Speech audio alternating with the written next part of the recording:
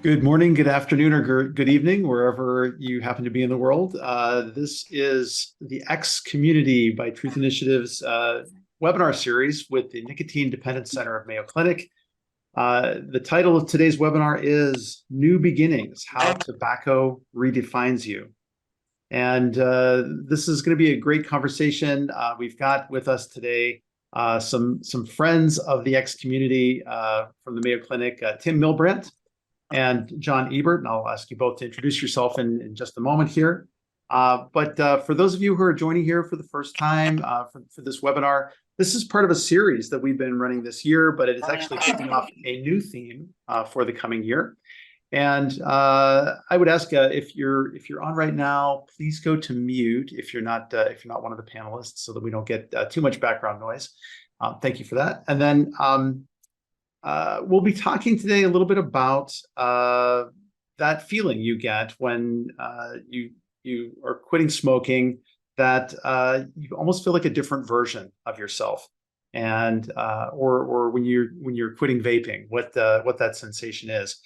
And we're going to be exploring today some of the different ways that quitting can have an impact on the way that you think about yourself over time. And this event itself is a kickoff to next year's theme of quitting and identity. And we're going to have a number of events over the coming year on various ways of looking at it, from the perspective of race, from the perspective of sexual orientation, from the perspective of pregnancy, and maybe some others along the way. So we hope you'll stick with us. And if you're not a part of the X community, that's where you find out about all these events coming up. I know that we sent out notifications via email to some of you who may or may not be part of the of X, but we would love for you to be part of that group and enjoying the coming together and friendship and fun and access to evidence of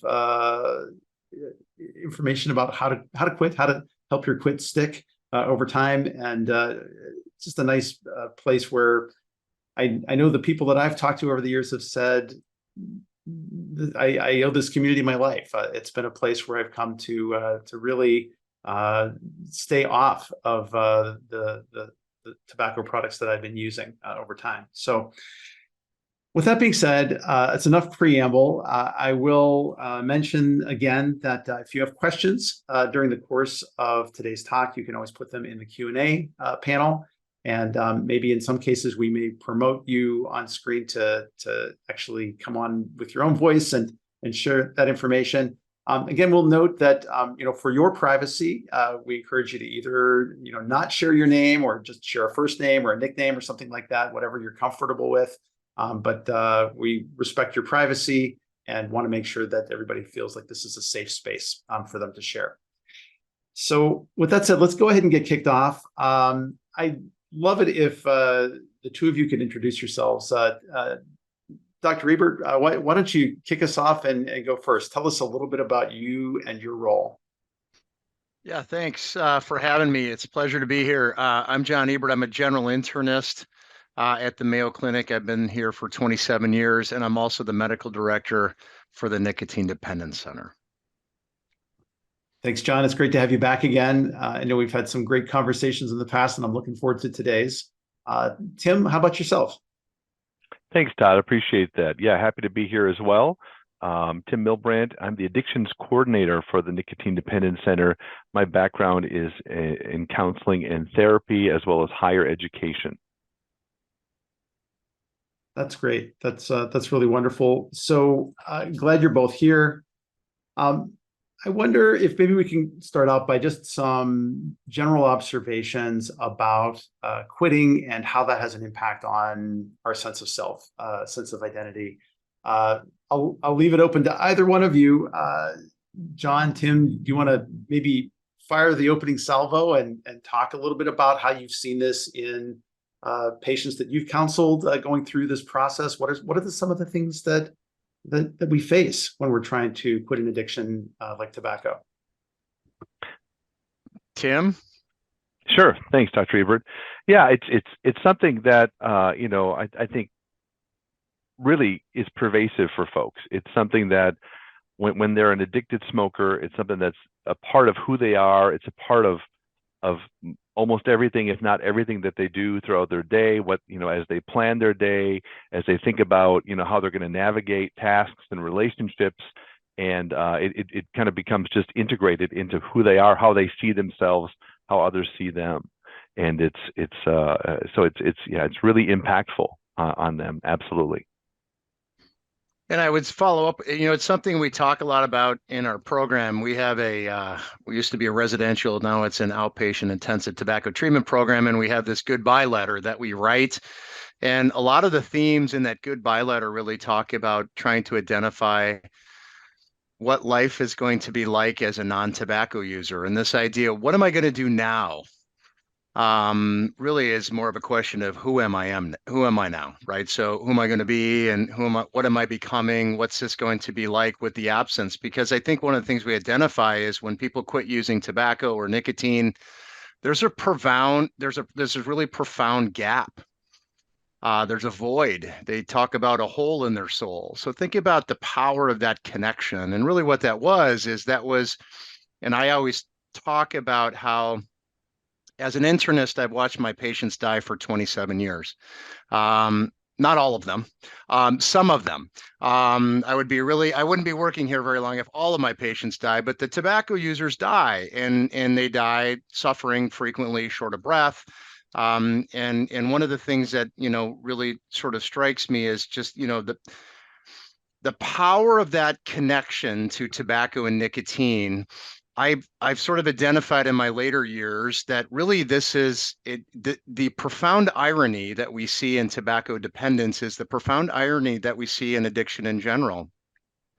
And the profound irony is that this product, known to all people who use it, hopefully, that it is hurting you and destroying you, but at the same time, it's providing self-care. People smoke to comfort. People use drugs to escape pain. The fundamental underpinning of all addiction is escaping pain. We all want to escape pain, and we all have different ways of doing that. And so when we lean into a drug, we're escaping pain. And what's that doing? That's soothing, it's comforting, and the irony is it destroys you. And when you break up with a partner so powerful and so profound, you have to develop this new sense of self. What's life like? And people do it. People recover all the time. And that's the hope in recovery. But yes, it's a profound transformation. And it does require some very specific thinking about it. What is life going to be like without product X? And I think that's probably what we're talking about here today. Yeah, if I could follow up on that, Dr. Ebert, just real quick. I think, thinking back to the residential and the letters and the intensive outpatients, it's interesting. We've had, I don't know, many patients over the years say, I need to get locked up somewhere. I just need to go somewhere. You're going to lock me up. That's what I need to do this.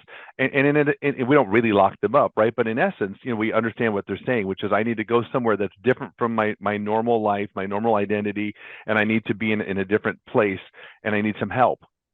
And so once we would get them to the program, they would be surrounded by staff, and they would have programming and the other patients who are quitting, and a really high level of success at that time. But we always would say to them, okay, now that you're here, we're going to spend our time planning for once you leave, right?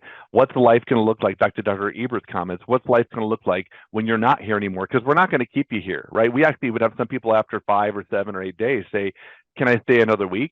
And only partially joking, right? They were really serious because it is such a profound, has such a profound impact. Well, we're not going to hopefully riff on each other the whole time, but in follow up for that comment, Tim, I would say that we've all been in relationships that didn't seem good for us. And what helped you get clarity about that relationship is space. And what that opportunity is away from that partner, tobacco, nicotine, is clarity can only be discovered when you have a little bit of space. This is a great exchange, and I would happily let you guys riff all day. But one of the things that I was hoping to maybe explore a little bit is that sense of being surrounded by others. I work as one of the community facilitators with the X program.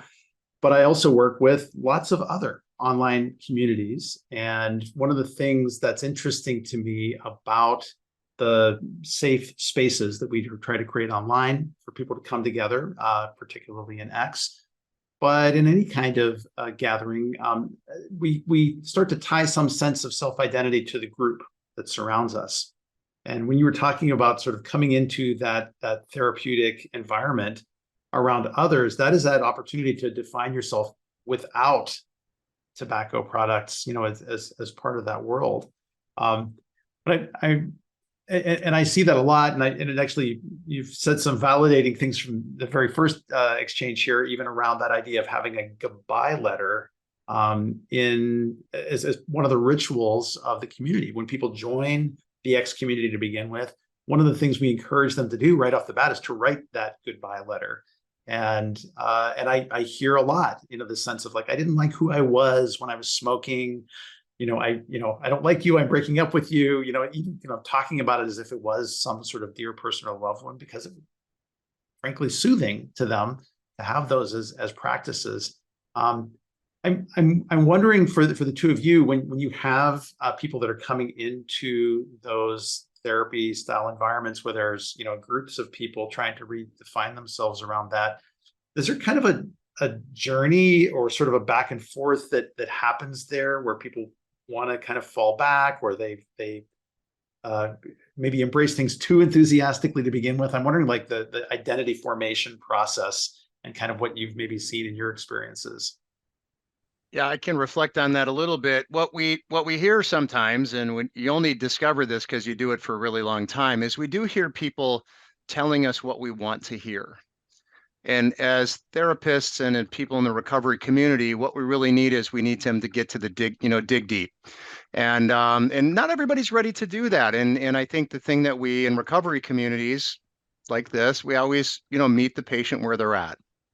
And I think that the community is really powerful. And you said that, and I wrote down, brains heal brains. And so in recovery and in addiction treatment, brains heal brains, that connection to other. And we don't do it as much in tobacco, but in the alcohol treatment community, and I treat a lot of recovering alcoholics in my general medicine practice, the thing that they will say that is most profound is I say, what keeps you sober? And they said, helping other people be sober. And what that does is, so in this irony that is addiction, which is destroying myself but comforting myself, it's a very selfish behavior, and I'm selfish. There are things that I do that are selfish. I will just be honest with you, that are about me.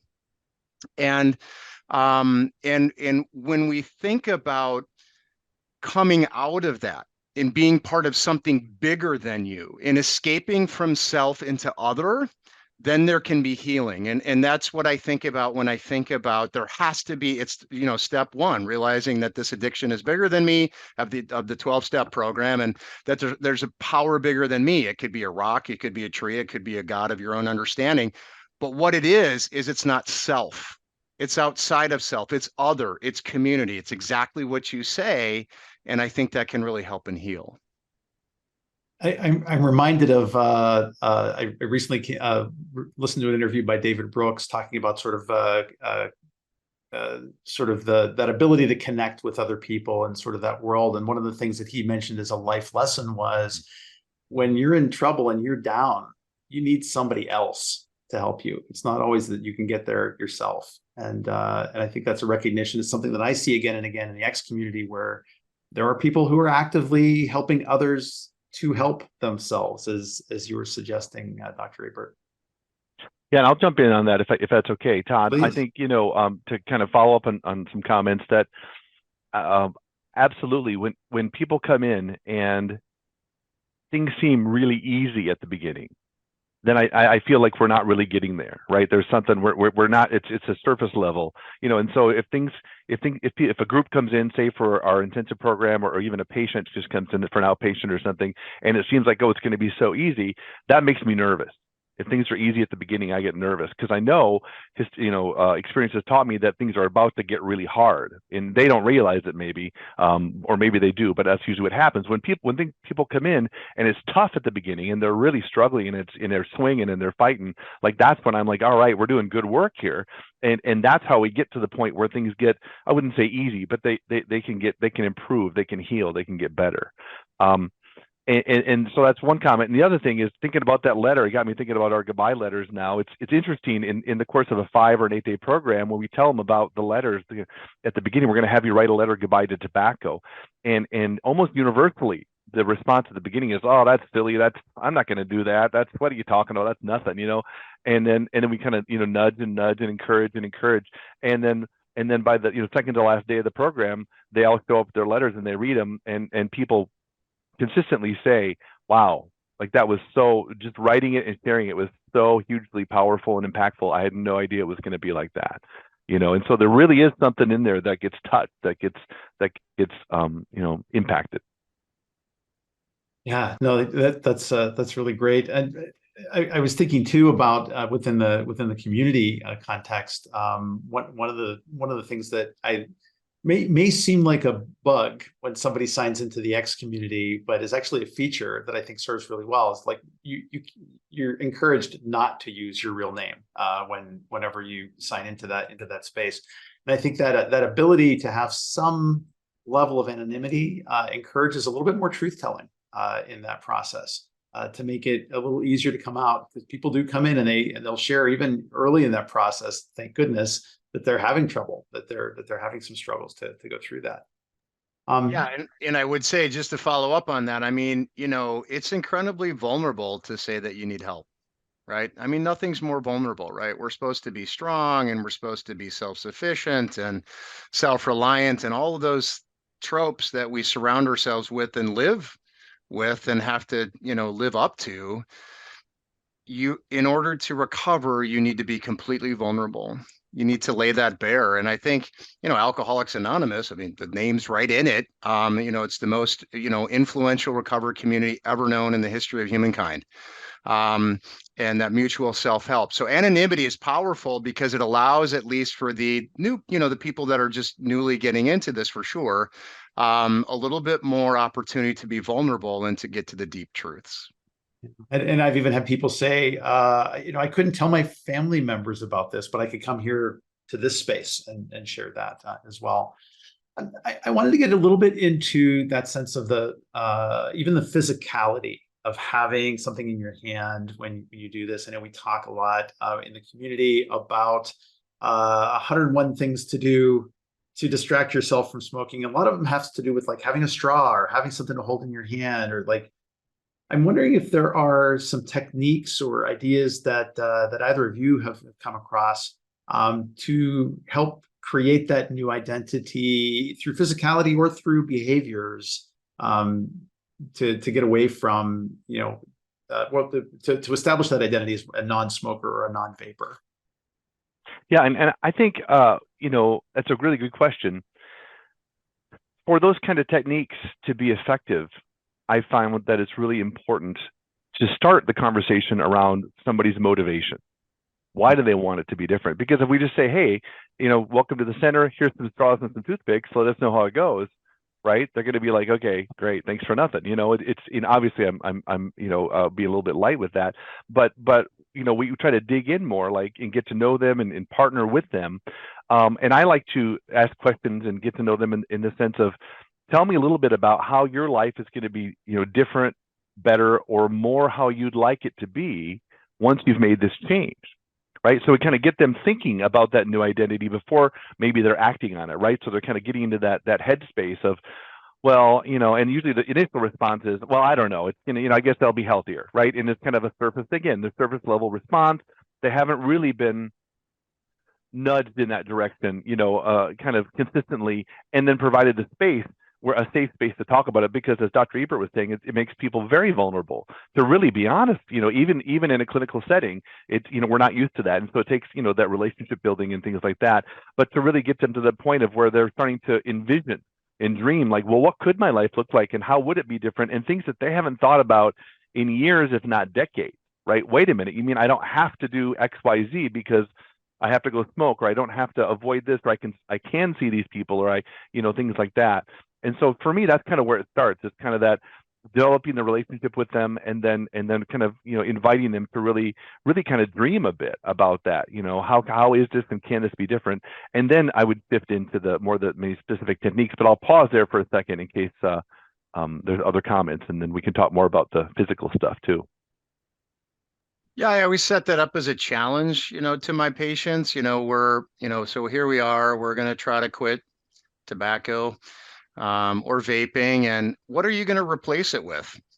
No one's really prepared for that question, right? So how are you going to take that time? And sometimes, so we talked about how tobacco and nicotine, tobacco specifically, can be harmful. And yet at the same time, it's self-care. But at the same time, it's distraction, right? So nicotine is a complex molecule. It acts on multiple neuroreceptors. This is a neurobiochemical behavioral effect that we're managing, right? And so when you do something repeatedly over and over again, it becomes automatic. And so once you get to that motivation and you get that person, as Tim said, kind of moving in, why do you want things to be different? You start with the why.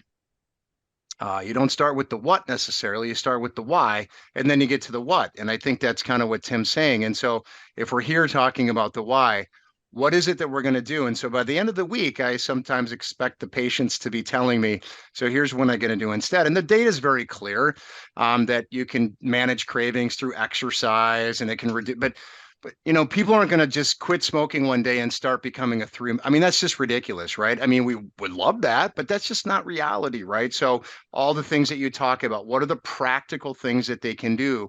Once they start with the why, then they can self-discover the what. And I think that's what we try to teach. That's really powerful. Thank you, Dr. Ebert. I'll just remind everybody who's participating in the live webinar here, you are invited to please submit any questions that you may have, or in the QA, you can tell us what's worked for you, if anything, to help you form a new identity. We would love to hear from you. Starting to see some things come in here. One of the participants has said, "Oh, this is actually Molly, also from the clinic. Sometimes people will say they don't feel normal after stopping smoking, or don't feel like themselves. Can you speak to this? And is there a time frame for the brain to heal?" She asks.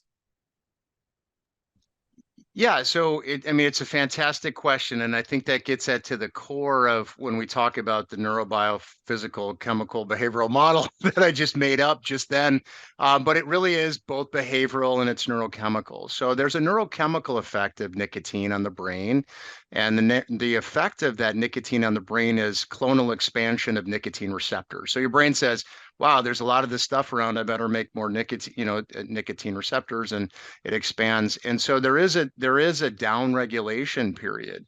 And when I hear patients say, I don't feel normal again, or I worry, so they say to me, I worry I will never feel normal again. And how long is that going to take? Like, one of the things I try to tell my patients is that, the brain is a perfectly self-contained apparatus. The brain doesn't make a neurochemical for which there's not a neuroreceptor, and it doesn't make a neuroreceptor for which it's not a neurochemical. And all of the feedback that we get about, oh, I did something good, I'm reinforced for that behavior. All of those behaviors that are reinforced, eating food, drinking water, having sexual intercourse, are reinforced because they promoted survival of the species.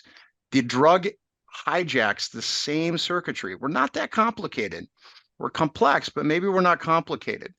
And so when we hijack that neurocircuitry, and you start to engage in this behavior, the question is, when will I feel normal again? And I think the key is, when we talk about treatment, there's withdrawal, just stopping the nicotine, and those are acute physiologic effects that we can treat with nicotine replacement. Then there's this longer term, when the brain the brain is always trying to be in equilibrium. And what happens is, when you take a drug, you feel high. That's why you do it. You take it again, but the brain eventually adjusts to it. So you just take the drug to feel normal. So when you stop it, it's hard to expect you're going to feel normal right away until the brain adjusts. So sometimes we say things like mood can last for 3 months, which patients like, I can't do that. Well, we can treat your mood in other ways and we can think about those things, but it does take time. It does take patience. It does take that real, as start with the why, as Tim was saying. Why are we doing this? Why do we want things to be different? And we can, as clinicians and as members of this community, can support patients and people that want to be supported. But it does take time because the brain, once again, is totally self-contained. And the idea of a drug is you actually make your own drugs in your brain. Dopamine is created in your brain to reinforce your behavior. And once again, we don't need external drugs, but when we have a relationship with a drug, it changes our brain, and it does take a little time and patience. I have a question I'd like to weigh in and kind of leverage what one of our community members has asked in the Q&A about figuring out who the new me is. I've seen sometimes, and of course I, have a different lens of someone who spends a lot of time in the community and works a lot with tobacco users in that way as they're quitting. And I do see, and have seen over the years that sometimes people come in and say, I'm going to start a new hobby or pick up an old hobby that I've maybe left aside. And it's like, I'm going to quit smoking and start running, or I'm going to stop vaping and start playing trumpet again, or something like that. And what's your perspective on sort of taking that approach of like naming a specific thing or choosing a new thing, a new hobby or an old thing that you maybe used to do a lot, and sort of picking that back up? And I don't know, like, what's your perspective on that approach of sort of labeling or choosing a specific thing? The good question, Megan. I think I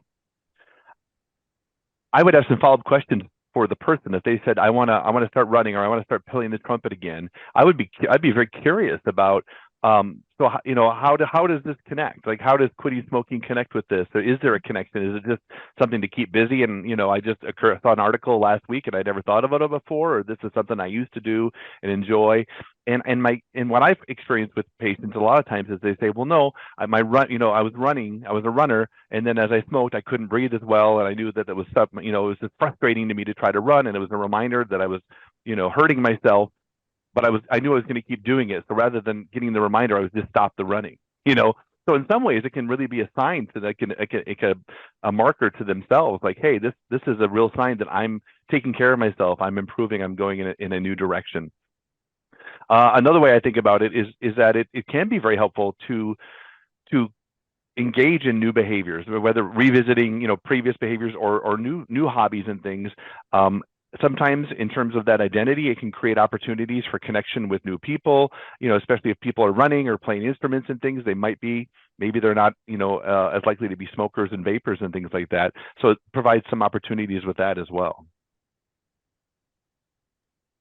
Thanks. That's a great point about those new connections. And maybe some of that is found in the X community, or maybe it's other communities around those hobbies that can help people start to explore those like other dimensions of themselves.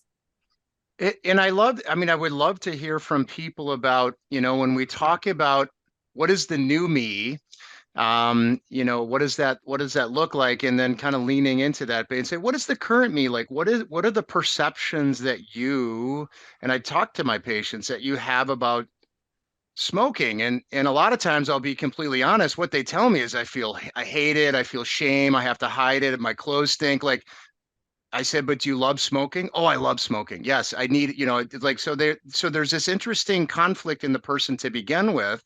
And that's when we talk about, when we think about decisional balance and, discrepancies in yourself, both things can be true at the same time. I can love something and I can hate it.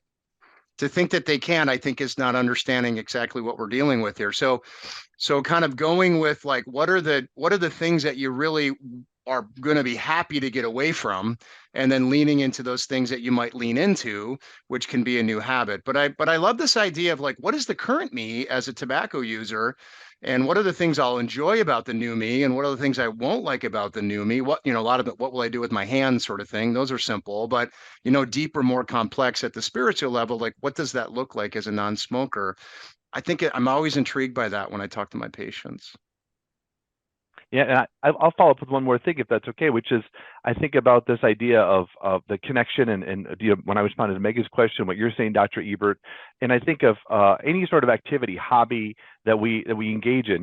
And I've heard this many times in many different ways, which is, say if you decide you're going to run, I'm going to be a runner, and running is what maybe got you going, and maybe you like to run on your own some, but then you find this Saturday morning running group, right?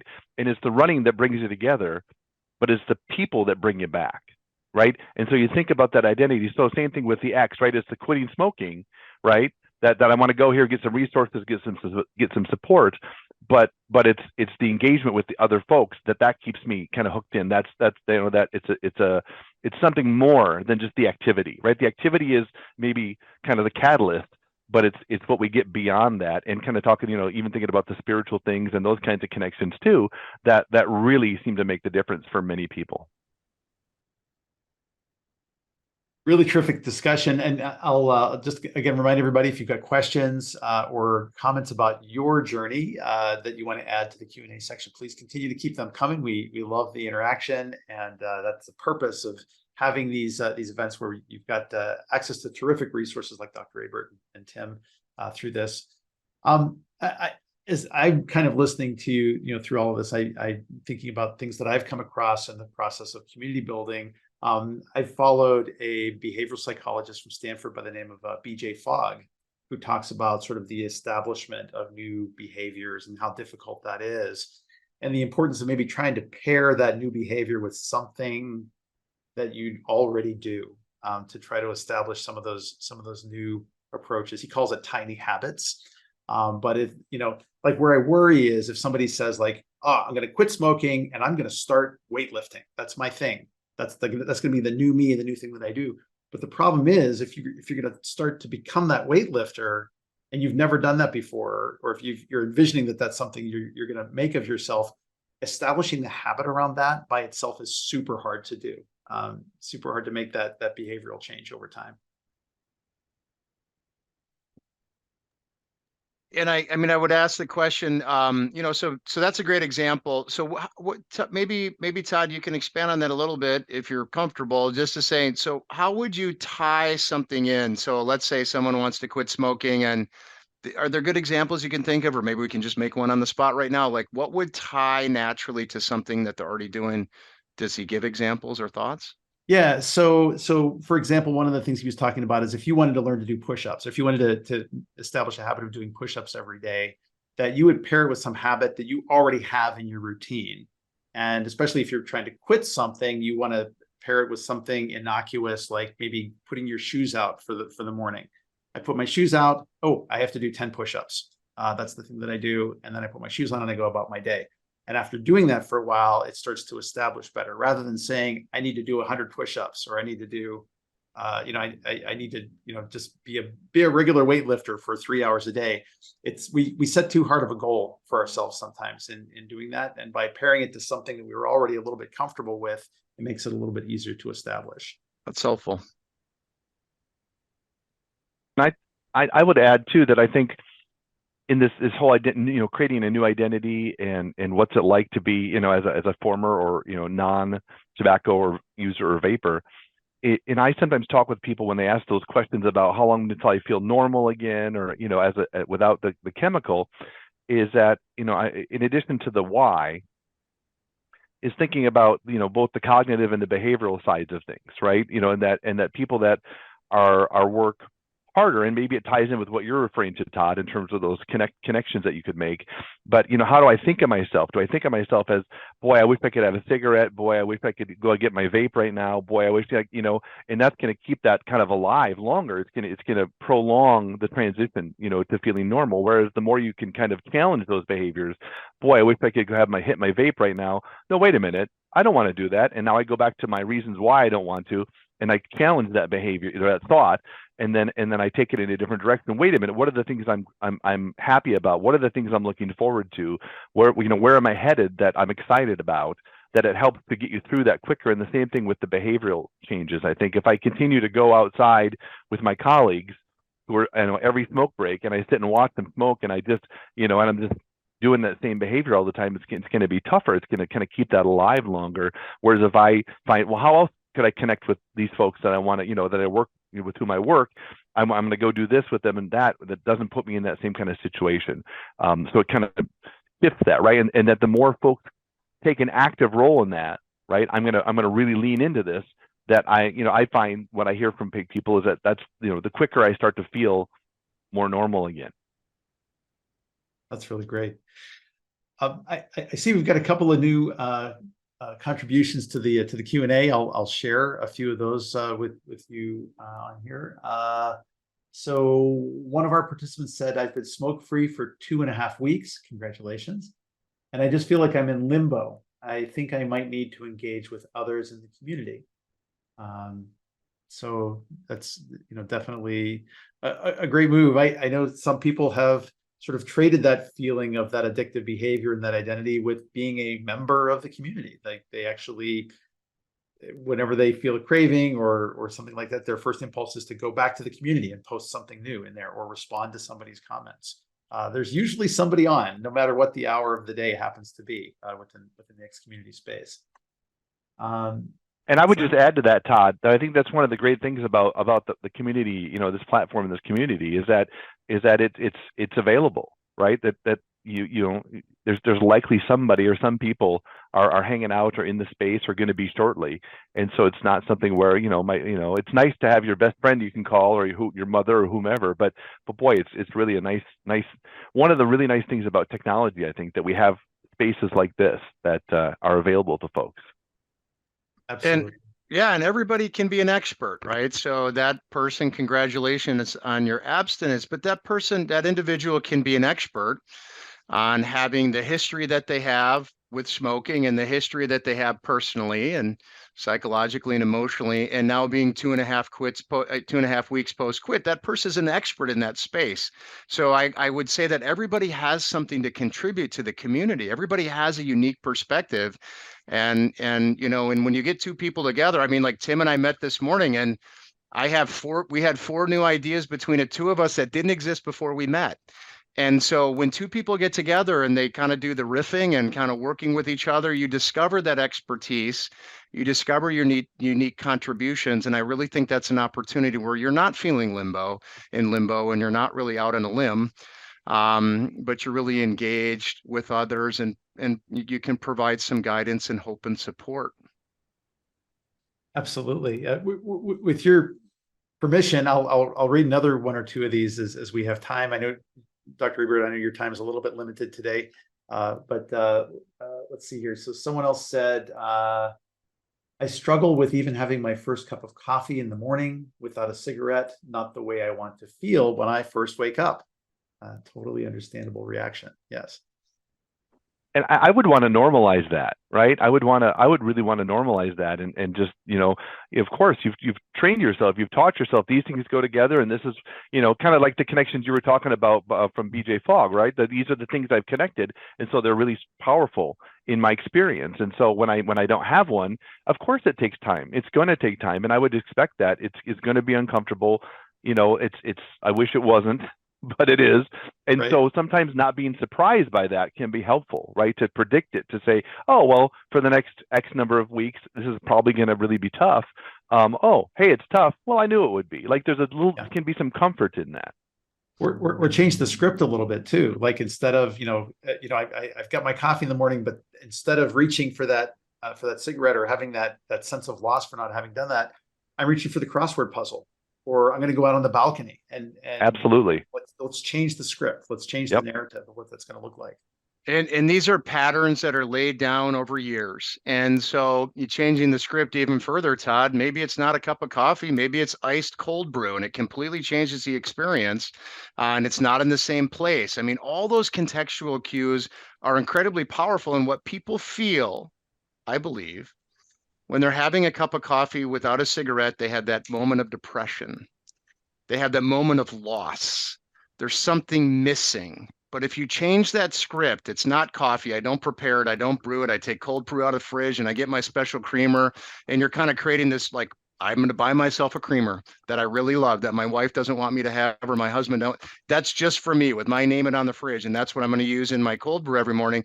Changing the script even more takes it even further out of those patterned of behaviors, but still allows you to get the caffeine you need so you can get through your day.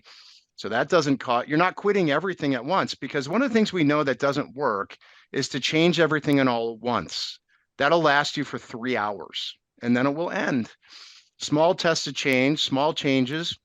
The profound change is quitting tobacco. Then the next step is change things a little bit, change the script, flip the script, Todd. I think that's spot on. So one of our other participants has asked, is it harder to quit the older we get after many years of rewiring our brains? I need to quit, but I find the belief that I can do it hard to find.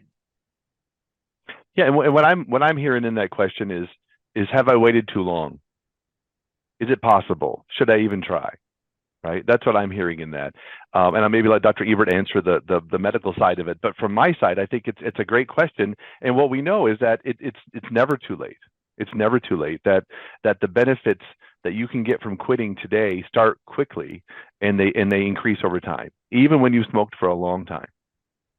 Older patients have higher abstinence rates than younger patients. I mean, the data is pretty compelling in that, and they also are less likely to relapse. And so, and some of that may be because, I mean, the data, well, we question the data, always to question the data. So if you question the data even further, you go, it's because they've had a health consequence now that they're 45 or 50, they've had a heart attack, they can't breathe anymore, their doctor just diagnosed with emphysema. So some of it is very, very motivating. It's not 100%. But so the answer is it's never too late to quit. And I always tell my patients, you know, and they're worried about their lung disease. It's a cat out of the bag, is a horse out of the barn, is a genie out of the bottle. All those little things that I hear, like, you know, just thousands of them over the years. And the answer is it's never too late. And you're only as weak or and tired as you feel. And I tend to think that smokers aren't as active as non-smokers. And I think that's generally true. But when you're smoking, you're not on the exercise bike. When you're smoking, maybe you're not out walking the dog, or maybe you are. But increasing that activity, people say, I already feel short of breath. Why should I quit smoking? I say, because if you quit and you improved your exercise tolerance, you'd feel better, you'd feel stronger. You can retrain your body. You can promote and improve physiologic profile after you quit smoking if you just do a simple thing as walking. And walking has been shown now recently the best exercise that you can do. Running destroys your knees, sitting on the couch does, you know, gives you diabetes. So right there in the middle is a sweet spot of walking and improving your tolerance. So it's never too late to quit. Older patients are more successful. And by the way, 46, was that it? That's young. Okay, so that's like, I mean, that's like a baby, like 40 is the new 20, right? So I think that we have to give ourselves the, you know, the space and time to think about it, and it's never too late. That's a really wonderful insight. I was going to ask, you had mentioned that statistically that it's easier for older smokers to have a higher abstinence rate, or not easier, but they have a higher abstinence rate. Do you, in terms of sort of that identity reset side of things, have you seen any kinds of trends or any kind of research around sort of that ability to establish new identity based on gender or orientation or race, anything like that that's come into play as well? That's a really great question. Not that I can specifically think about with respect to the literature, but I think the question also spoke to something that I'll kind of bring back, is patterns, right? And the question is my pattern so established that I can't break it? Mm-hmm. And what I would sort of flip it on, I'd maybe flip the script a little bit and say, is it really pattern or is it coping? Because we all know we go through different phases of life, right? You're in college or you're not, or you work and then you have a kid and then they go to college and now you're an empty nester and you've got all these opportunities, or things change, or maybe your life is nothing like that at all. but things are constantly changing around you. Nothing stays the same. But what stays the same is the way that you cope with the stresses of the change. So patterns of your life will always change because you can't choose. Your life's going to change. That's it. That's reality. But the question is, what is it that you're stuck on? Is it the way that you cope with the stress of change, or is it really change itself? Because change will come. But the pattern that you establish is the way you cope with it, which tends to be traditionally tobacco. And that's not 100%, but I think I don't think there's any pattern that's so established that it can't be changed. That's a great insight. I think just from the other side of the age spectrum, we've got someone here mentioning that he's a postgraduate student who's doing an MBA during his last 5 years. He's made friends who smoke regularly, but now when trying to quit, I meet them and I'm not able to resist smoking. How can I cope with this? Should I change friends? And I know some people are in an even tighter spot where it's a spouse, somebody that they're in close proximity to. How do you reset your identity when everybody around you in your peer group or who's a loved one has that as their identity? Yeah, it depends. I think it depends, who is it, right? How close are these friends? If it's your spouse, it's going to be a different situation than if it's kind of casual acquaintances that you meet up with once a month on a Friday night or something like that, of course.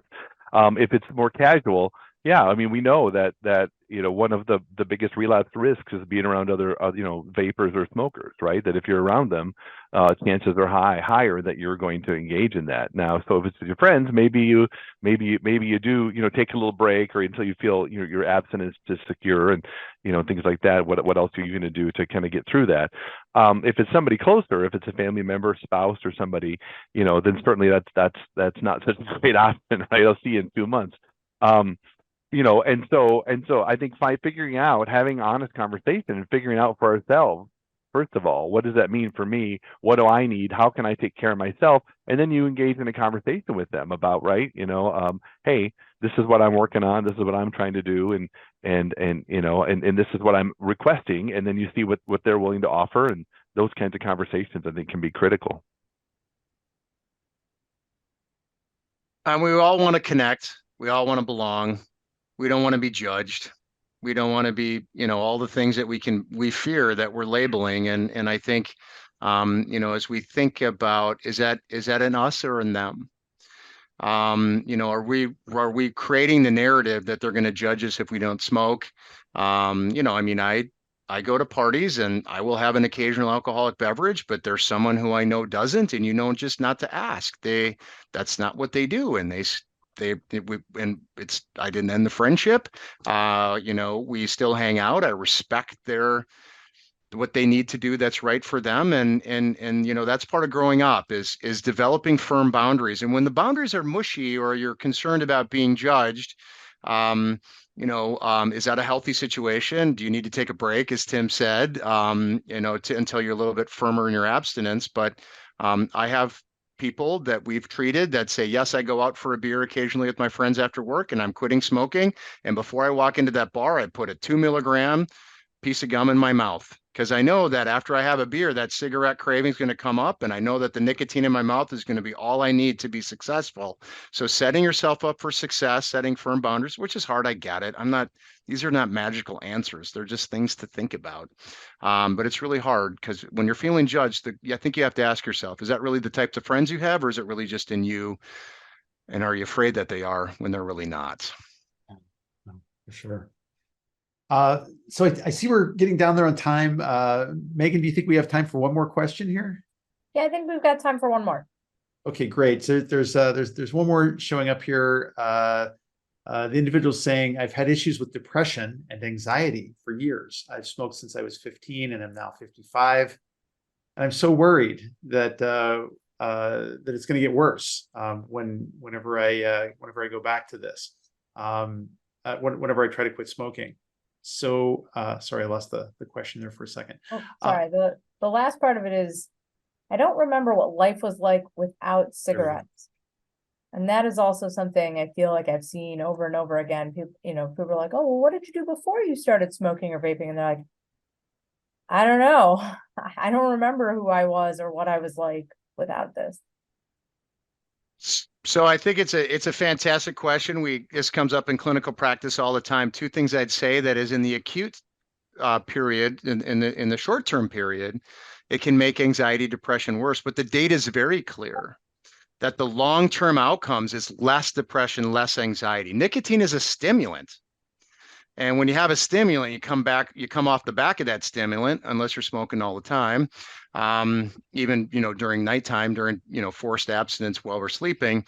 But yeah, so the short term is something that's really important for this individual to think about. We can manage it. Bupropion is an antidepressant that is also very effective for smoking cessation.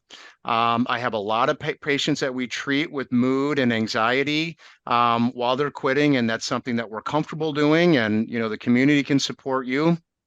Your primary care provider can support you in that quitting process. So we see this, but at the other end of that tunnel, that short-term quitting period where your moods might swing, and we can manage that through medication. The long term is your anxiety will be less and your depression will be less. Yeah, and my experience echoes that. I think of a patient in particular that I worked with who had a demanding job, and he felt like he was just barely managing that anxiety all the time. And this, he kind of crossed that threshold. He couldn't manage it. He'd smoke, and it'd come back, and he managed it just barely, right? Just right in that line. And he was very worried. We talked about this at length. But he was committed to quitting, and he quit. And in the follow-ups, weeks and months later, he said, "Boy, that baseline anxiety dropped. Like over time, everything was so much more manageable, because he didn't have that impact." Well, gentlemen, this time has just flown by. Really appreciated the wealth of insights and wisdom and information that you've had to share today in this conversation. Before we go, I'll just kind of put a reminder out to anyone who is participating in today's webinar or who happens to catch this on the replay that the X community is a free and open resource for you to join and to get the support of others as you are trying to go through your attempt to become a non-smoker or a non-vapor. And we hope that you join us there. You can go to becomeanx.org and sign up today. Very easy to do. In the meantime, any closing words from you, Dr. Ebert, and then we'll turn to Tim. No, we're happy and we're here to support you, and we're part of this team. So we look forward to seeing you on the interwebs. Awesome, Tim. Yeah, I think I would echo that and just say, kind of picking on a few things we talked about, which is those small steps, those small changes over time, right? The small, consistent changes seems to be the things that can really help, and plugging in with like the brains heal brains idea that, connecting with folks in whatever way you can, and this is a nice option. Well, excellent.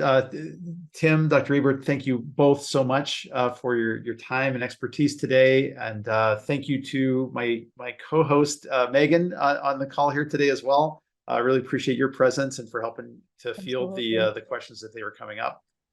Thank you all so much for being here with us today, everyone on the phone, and of course, John and Tim. It's so great to have you all part of our big community here and really feel that love and support that you all have for each other. And for yourselves, to show that love for yourself by being here and showing up. So with this, we're going to close the webinar. But again, please check us out at becomeanx.org. And in the meantime, stay tuned because we've got more coming in this series. It's going to be a year long in 2024 talking about quitting an identity and how we can give you practical steps and help depending on whatever your situation happens to be. So we hope to see you again in future events. And if you are in the community, we'd love to hear your feedback on this event as well. So please drop a few lines on the blog about this. When we do have the recording all set, we'll also post it up in the community for you to watch on replay. Once again, thank you all. Have a wonderful day, and we'll see you in the X community.